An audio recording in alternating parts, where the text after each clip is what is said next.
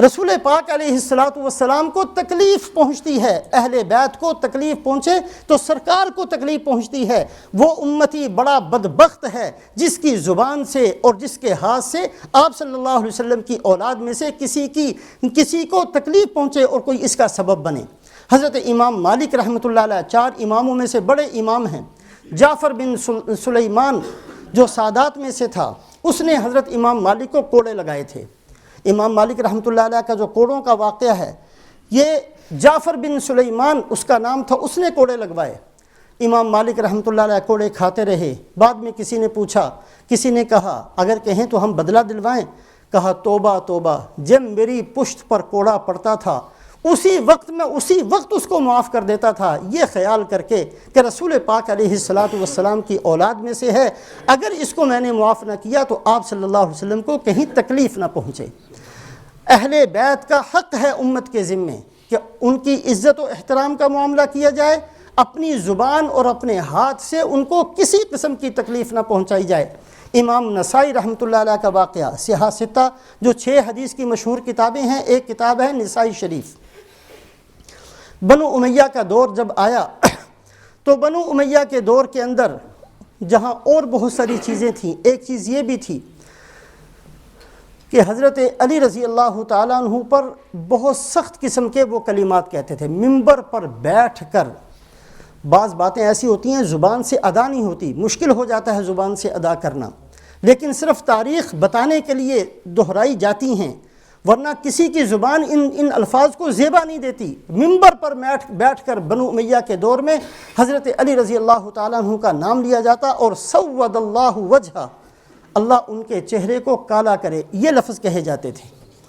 ضد تھی، بنو امیہ کو ضد تھی، اور اس ضد کی وجہ سے بعض دفعہ انسان کہاں سے کہاں پہنچ جاتا ہے، لہٰذا منبروں پر بیٹھ کر یہ کلمہ کہا جاتا۔ حضرت عمر بن عبد العزیز رحمۃ اللہ علیہ جو خود بنو امیہ میں سے تھے، ان کا دور آیا، انہوں نے اس کی جگہ قانون بنایا کہ آج کے بعد منبر پر بیٹھ کر جب حضرت علی رضی اللہ تعالیٰ عنہ کا نام آئے گا تو کرم اللہ وجہہ، یہ کہنا ضروری ہے۔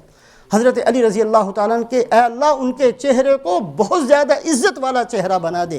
یہ سود اللہ وجہہ کے مقابل حضرت عمر بن عبد العزیز رحمۃ اللہ علیہ نے اس قانون کو پاس کیا تھا، اور کسی نے آ کر عمر بن عبد العزیز رحمۃ اللہ علیہ کے سامنے یہ کلمہ کہہ دیا یزید کے بارے میں کہ وہ امیر المؤمنین تھا، تو حضرت عمر بن عبد العزیز نے حکم دیا کہ اس کو 20 درے مارے جائیں، یزید کو امیر المؤمنین جو کہتا ہے اس کو سزا دی جائے۔ تو حضرت عمر ابن عبد العزیز رحمۃ اللہ علیہ نے اس چیز کو ختم کیا۔ امام نسائی رحمۃ اللہ علیہ کا دور آیا تو اس کے اثرات ابھی موجود تھے۔ امام نسائی رحمۃ اللہ علیہ مصر میں رہا کرتے، پھر اپنا علاقہ چھوڑ کر دمشق میں چلے گئے۔ رملہ جو فلسطین کے اندر جس کو آج کل رام اللہ کہتے ہیں، یہ اصل میں رملہ نام ہے۔ رملہ کے اندر جا کر منبر پر بیٹھ کر حضرت علی رضی اللہ تعالیٰ عنہ کے فضائل کو بیان کیا۔ چونکہ بنو امیہ کا اثر موجود تھا، لوگوں نے اس کو پسند نہ کیا اور لوگوں نے مارنا شروع کیا۔ اتنا مارا، کسی نے لات ماری، کسی نے تھپڑ مارا، کسی نے مکہ مارا، اتنا مجمع مارتا رہا امام نسائی رحمۃ اللہ علیہ کو کہ جان نکلنے کے قریب ہو گئی۔ وصیت فرمائی کہ مجھے مکہ مکرمہ لے جاؤ۔ مکہ مکرمہ پہنچ کر انتقال ہوا، صفا مروہ کے درمیان میں قبر بنی۔ تو بہرحال اہل بیت کے فضائل بہت زیادہ ہیں۔ اہل بیت کا حق ہے امت کے ذمے کہ اپنی زبان سے ان کو بچائے، اپنے ہاتھ سے ان کو بچائے، عزت و احترام کا معاملہ کرے۔ ملتا کیا ہے؟ چوتھی بات یہ ہے کہ اہل بیت کی محبت سے ملتا کیا؟ بڑا وسیع باب ہے، ایک نہیں، 20 نہیں، سینکڑوں نہیں، ہزاروں واقعات ہیں جن لوگوں نے اہل بیت آپ کی اولاد کے ساتھ احسان کا معاملہ کیا۔ سرکار دو عالم صلی اللہ علیہ وسلم کسی کا احسان رکھتے نہیں ہیں، بڑے ہیں، سخیوں کے سخی ہیں، بہت بڑا دربار ہے سرکار دو عالم صلی اللہ علیہ وسلم کا۔ ایک عام آدمی اس کی عزت غیرت گوارا نہیں کرتی کہ کوئی اس پر احسان کرے تو اس کا بدلہ نہ دے۔ سرکار دو عالم صلی اللہ علیہ وسلم نے بڑھا چڑھا کر اور بہت ہی زیادہ بڑھا چڑھا کر بدلے دلوائے ہیں اللہ سے ان لوگوں کو جنہوں نے اہل بیت کے ساتھ عزت و احترام کا معاملہ کیا۔ اس امت کے اندر جو ظالم بادشاہ گزرے ہیں ان میں سے ایک بادشاہ تیمور لنگ بھی گزرا ہے۔ تیمور لنگ بڑا ظالم بادشاہ تھا۔ اس کی ظلم کی داستانوں میں سے ایک یہ بھی تھی کہ اس نے زندہ گاڑ دیا تھا قبر کے اندر لوگوں کو، ہزاروں کے حساب سے۔ ایسے تو بہت ملیں گے جس نے لوگوں کی گردنیں اڑا دیں۔ ایسے بہت کم ظالم ملیں گے جنہوں نے زندہ ہی درگور کر دیا۔ تیمور لنگ ان ظالم بادشاہوں میں سے تھا۔ جب انتقال کا وقت قریب آیا، نزع کی حالت شروع ہوئی تو صورت بدلنا شروع ہو گئی اور رنگ کالا ہونا شروع ہو گیا۔ صورت بھی بدلنا شروع ہو گئی، رنگ بھی کالا ہونا شروع ہو گیا، اور تھوڑی دیر کے بعد افاقہ ہوا تو پھر دوبارہ صورت بھی ٹھیک ہو گئی، رنگ بھی ٹھیک ہو گیا، اور کہنے لگا کہ ابھی میرے سامنے عذاب والے فرشتے آئے اور بڑی سخت حالت کے اندر تھے، ان کو دیکھتے ہی میری صورت بدلنی شروع ہوئی، میرا رنگ بدلنا شروع ہوا۔ اتنے میں نے دیکھا کہ سرکار دو عالم صلی اللہ علیہ وسلم تشریف لائے، ان فرشتوں کو کہا کہ اس کو چھوڑ دو، اس لیے کہ یہ میری اولاد سے محبت رکھا کرتا تھا۔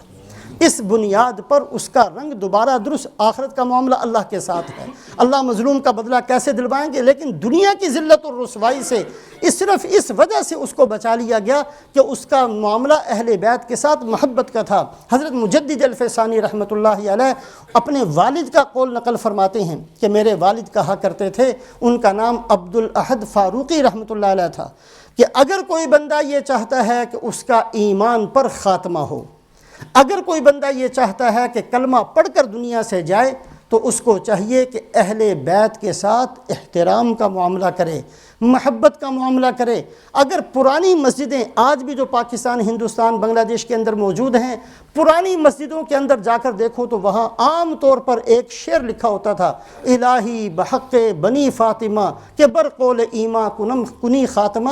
یہ شیخ سعدی رحمۃ اللہ علیہ کا قول اسی قول کی تشریح ہے، یہ شیخ سعدی رحمۃ اللہ علیہ ہی کی بات کی تشریح مجدد الفسانی رحمۃ اللہ علیہ کے والد فرماتے ہیں، عام طور پر یہ لکھا ہوتا تھا، الہی بحق بنی فاطمہ کہ بر قول ایما کنی خاتمہ، اے اللہ بنی فاطمہ، حضرت فاطمہ رضی اللہ تعالیٰ عنہ کی اولاد کی برکت سے میرا خاتمہ ایمان پر مقدر فرما۔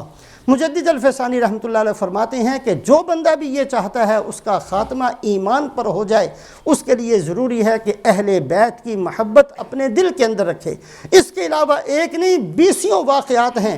حضرت ربیع رحمۃ اللہ علیہ کا واقعہ، حج پر جانے کے لیے چلے ہیں، اپنے علاقے سے سفر شروع کیا، راستے میں ایک جگہ قافلہ ٹھہرا ہے، وہاں دیکھا ایک عورت ہے جو مردار جانور کو اٹھا کر لے کر جا رہی ہے، یہ سوچنے لگے کہ شاید کسی کو پکا کر کھلا دے گی، اس کے پیچھے پیچھے چلے ہیں، اور جا کر دیکھا کہ اس نے دروازہ بند کیا، اپنی بیٹیوں سے کہنے لگی کہ یہی مجھے ملا ہے، اس کو پکا کر کھا لو۔ انہوں نے باہر سے آواز دی کہ یہ تو حرام ہے، مردار ہے، اس کا کھانا حلال نہیں ہے۔ اس نے کہا جاؤ بھائی، اللہ تمہارا بھلا کرے، چلے جاؤ، ہم سادات میں سے ہیں، سید خاندان میں سے ہیں، ہمیں بھی پتہ ہے یہ مردار ہے، لیکن جب جان نکلنے کا وقت آ جائے تو اس وقت مردار کھانا جائز ہو جایا کرتا ہے، اس لیے ہم نے یہ مردار کھانا ہے کہ ہم بالکل مرنے کے قریب ہو گئے ہیں۔